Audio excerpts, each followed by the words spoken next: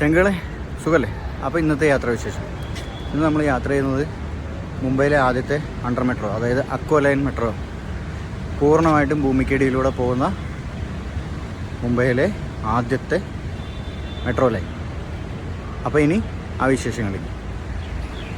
അപ്പോൾ ഇന്നത്തെ എൻ്റെ യാത്ര തുടങ്ങുന്നത് മുംബൈ ഇൻ്റർനാഷണൽ എയർപോർട്ടിൽ നിന്നാണ്. ടെർമിനൽ 2 ഇവിടെ നിന്നാണ് എൻ്റെ യാത്ര തുടങ്ങുന്നത്. ഇവിടുന്ന് ജസ്റ്റ് 100 മീറ്റർ ഉള്ളൂ കേട്ടോ അണ്ടർ മെട്രോ സ്റ്റേഷനിലേക്ക് നടക്കാനായിട്ട്. അപ്പോൾ അതുകൊണ്ട് തന്നെ ജസ്റ്റ് ഒന്ന് നടന്ന് അങ്ങോട്ട് പോയി എന്ന് മാത്രം. ഇതിൻ്റെ തൊട്ടടുത്ത് തന്നെയാണ് എൻ്റെ എൻട്രൻസ്. ഇതേ കാണുന്നതാണ് എൻ്റെ എൻട്രൻസ്. 2 എൻട്രൻസ് ഉണ്ട്, ഒന്ന് ലെഫ്റ്റ് സൈഡിലുണ്ട്, ഒന്ന് റൈറ്റ് സൈഡിലുണ്ട്. ഞാൻ ലെഫ്റ്റ് സൈഡിലെ എൻട്രൻസിലൂടെയാണ് പോയത്. അപ്പോൾ എസ്കലേറ്റർ വഴിയാണ് ഞാൻ പോയത്. എസ്കലേറ്റർ ഉണ്ട്, ലിഫ്റ്റ് ഉണ്ട്, സ്റ്റെയർ, ഇങ്ങനെ 3 വഴിക്കും നമുക്ക് ഇതിൻ്റെ ഉള്ളിലേക്ക് എത്താം. നിങ്ങൾക്ക് ഈ എസ്കലേറ്റർ കാണുമ്പോൾ തന്നെ അറിയാം അത്രത്തോളം താഴ്ചയിലൂടെയാണ് ഈ അണ്ടർ മെട്രോ പോകുന്നത്. ഏകദേശം 7 നില കെട്ടിടത്തിൻ്റെ അടിയിലൂടെയാണ് ഈ അണ്ടർ മെട്രോ പോയിക്കൊണ്ടിരിക്കുന്നത്. അതുകൊണ്ട് തന്നെ വലിയ വലിയ എസ്കലേറ്ററുകളാണ് ഇതിൻ്റെ ഉള്ളിൽ. കണ്ടു കഴിഞ്ഞാൽ ഒരു എയർപോർട്ടിൻ്റെ ഉള്ളിൽ എത്തിയ ഒരു ഫീലാണ് നമുക്കിതിൻ്റെ ഉള്ളിൽ. അത് എല്ലാ സ്റ്റേഷനും അതെ കേട്ടോ, ഒരു സ്റ്റേഷൻ തന്നെയല്ല, എല്ലാ സ്റ്റേഷനും അങ്ങനെ തന്നെയാണ് കേട്ടോ. ഇനി ഇവിടുന്ന് നമുക്ക് ടിക്കറ്റ് എടുക്കണം. എനിക്ക് മഹാലക്ഷ്മിയിലേക്കാണ് ടിക്കറ്റ് എടുക്കേണ്ടത്. അപ്പം നേരെ മുന്നിൽ ടിക്കറ്റ് കൗണ്ടർ ഉണ്ട്, നമുക്ക് അങ്ങനെ ടിക്കറ്റ് എടുക്കാം, അല്ലെങ്കിൽ സെൽഫായിട്ട് നമുക്ക് എടുക്കാം. അതിനുള്ള സൗകര്യം ഇവിടെയുണ്ട്. ഇതാണ് ആ സെൽഫായിട്ട് എടുക്കുന്ന മെഷീൻ. നമുക്ക് നമ്മുടെ UPI ഉപയോഗിച്ചിട്ട് എടുക്കാം.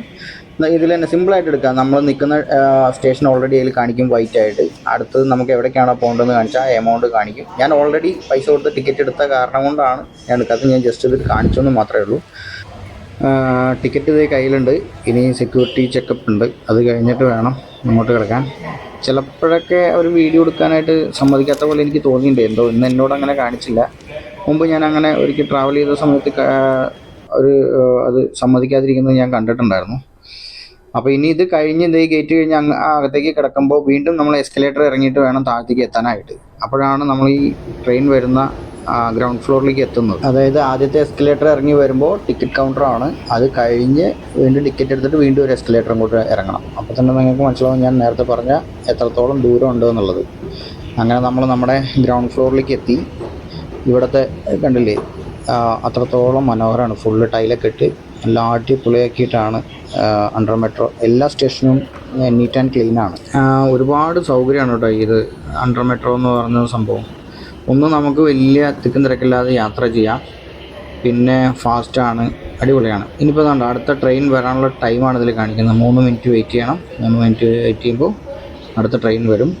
ഇതൊക്കെ കാണുമ്പോഴേ മുംബൈ പോലൊരു സിറ്റിക്ക് ഇതൊക്കെ ആവശ്യമുണ്ട്. കാരണം അത്രത്തോളം ജനങ്ങളല്ല, അത്രത്തോളം പോപ്പുലേഷനാണ്, അത്രത്തോളം ആളുകളാണ് ഒരു ദിവസം വന്നു പോകുന്നത്. അതുകൊണ്ട് ഇങ്ങനെയുള്ള സൗകര്യങ്ങളൊക്കെ അത്യാവശ്യമാണ്. കേരളത്തിലും ഇതുപോലെയുള്ള നല്ല നല്ല സൗകര്യങ്ങളൊക്കെ വരും എന്ന് വിചാരിക്കാം. ഇപ്പോൾ ഓപ്പോസിറ്റ് സൈഡിൽ വന്നിട്ടുള്ളൊരു ട്രെയിനാണ്. അപ്പോൾ അത് വരവും കഴിഞ്ഞു, പോക്കും കഴിഞ്ഞു. ഞാൻ അത്രേ കാണിച്ചുള്ളൂ. കാരണം എന്താ വെച്ചാൽ ഇപ്പോഴത്തെ സൈഡിൽ എൻ്റെ ട്രെയിൻ വരാൻ വേണ്ടിയിട്ട് ഞാൻ വെയിറ്റ് ചെയ്തുകൊണ്ടിരിക്കുക. അപ്പോൾ ജസ്റ്റ് ഓപ്പോസിറ്റ് വന്നപ്പോൾ ഒന്ന് കാണിച്ചു എന്ന് മാത്രമേ ഉള്ളൂ. അപ്പോൾ ഇനിയിപ്പോൾ എൻ്റെ ട്രെയിൻ കാത്തിട്ടുള്ള നിപ്പാണിത്. ഇപ്പോൾ വരും എൻ്റെ ട്രെയിൻ. അത് വരുമ്പോൾ തന്നെ ദൂരത്തുനിന്ന് വരുന്നത് കാണാൻ നല്ല രസമാണ്. സാധാരണ മെട്രോ പോലെ അല്ലല്ലോ, നമുക്ക് പ്രത്യേകിച്ച് ഒന്നും കാണില്ല. ഈ ട്രെയിൻ വരാതെ ഗേറ്റ് ഒന്നും തുറക്കില്ല. അപ്പോൾ അത്രത്തോളം നല്ലൊരു ഭംഗിയാണ്. അത് കണ്ടോ, ലോങ്ങിൽ നിന്ന് വരുന്നതുണ്ടോ. ഇതിൻ്റെ സ്പീഡ് നിങ്ങൾക്ക് നോക്കിക്കഴിഞ്ഞാൽ അറിയാൻ പറ്റും. നല്ല ഹൈ സ്പീഡിൽ വരുന്നതാണ് അണ്ടർ മെട്രോ, മുംബൈയിലെ അക്വ ലൈൻ അണ്ടർ മെട്രോ.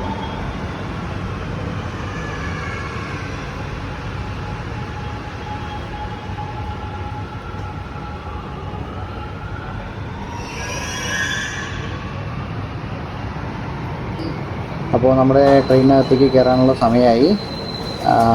കണ്ടില്ല, ഡോറൊക്കെ കണ്ടില്ലേ, കറക്റ്റായിരിക്കും. 1 ഇഞ്ച് അങ്ങോട്ടോ ഇങ്ങോട്ടോ മാറില്ല. കറക്റ്റ് 2 ഡോറും ഒപ്പമായിരിക്കും. ഇനി ഈ ട്രെയിൻ ഇവിടുന്ന് അങ്ങോട്ട് സ്റ്റേഷൻ വിട്ട് കഴിഞ്ഞാൽ പിന്നെ പുറത്തുനിന്ന് പ്രത്യേകിച്ച് കാഴ്ചകളൊന്നുമില്ല. ഫുള്ള് ഇരുട്ടായിരിക്കും. സ്റ്റേഷൻ വിടുന്ന ആ ഒരു ഏരിയയിൽ മാത്രമേ പിന്നെ വെളിച്ചമുണ്ടാവുള്ളൂ. പിന്നെ ഫുള്ള് ഇരുട്ടാണ്, പുറത്തൊന്നും കാണാനില്ല. പിന്നെ ഇതിൻ്റെ ഉള്ളിൽ നിങ്ങൾക്ക് നോക്കിക്കഴിഞ്ഞാൽ അറിയാൻ പറ്റും എത്രത്തോളം സ്പീഡിലാണ് ഈ ട്രെയിൻ പോകുന്നത് എന്നുള്ളത്. അത് ആ സ്പീഡ് കണ്ടു കഴിഞ്ഞാൽ നിങ്ങൾക്ക് മനസ്സിലാവും.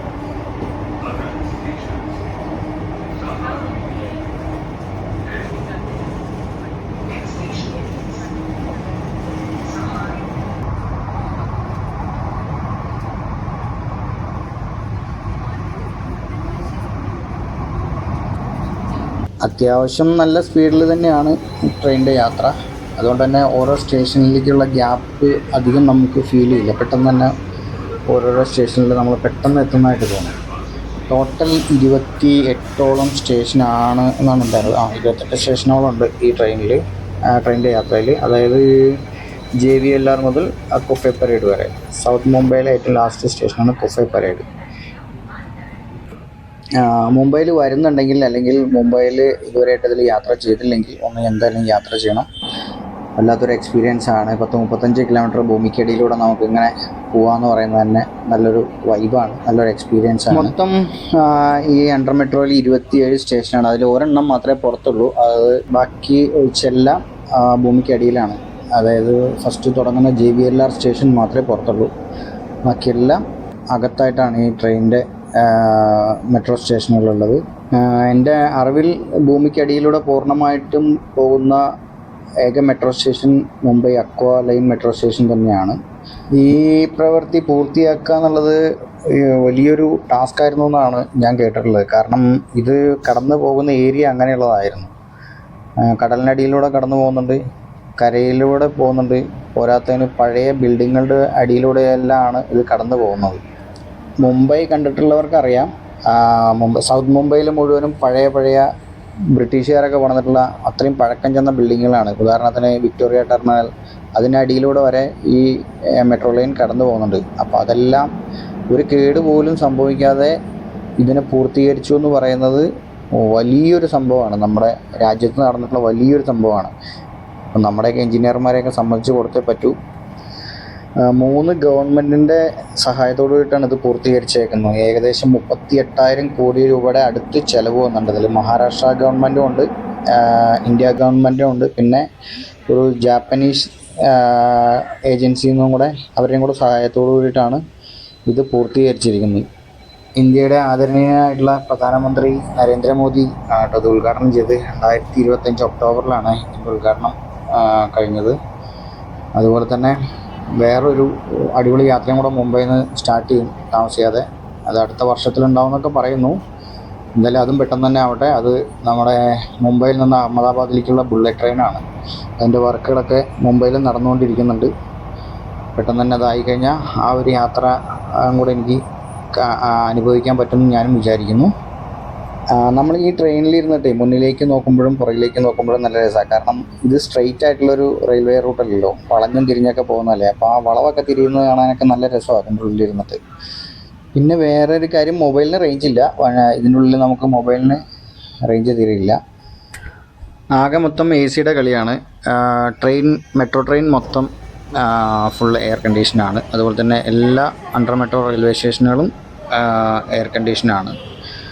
അതുപോലെ തന്നെ ഇപ്പം ഞാൻ വന്ന ട്രെയിൻ മുന്നോട്ട് പോയി. ഇനി നമുക്ക് സ്റ്റേഷനിൽ നിന്ന് പുറത്തോട്ട് ഇറങ്ങണം. അങ്ങനെ നമ്മൾ പുറത്തേക്ക് ഇറങ്ങുകയാണ്. സാധാരണ ഒരു മെട്രോ യാത്ര പോലെ തന്നെ ഉള്ളൂ, വലിയ കാര്യമായിട്ട് ടെൻഷൻ ആവാനോ പേടിക്കാനൊന്നുമില്ല. അങ്ങനെ നമ്മൾ പുറത്തിറങ്ങി.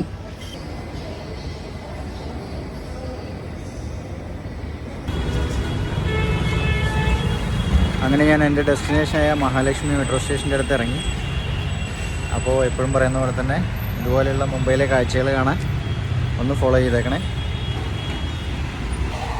അപ്പോൾ എപ്പോഴും പറയുന്ന പോലെ തന്നെ കൂടെ കൂടിയ ബോംബെ കാണാം.